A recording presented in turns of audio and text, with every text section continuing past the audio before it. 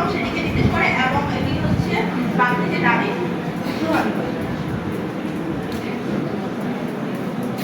জোগাড়। কোনো নির্দিষ্ট সময়ে নির্দিষ্ট দামে একজন বিক্রেতা তার মজুদ থেকে যে পরিমাণ পণ্য বিক্রয় করতে চায় তার যে তাকে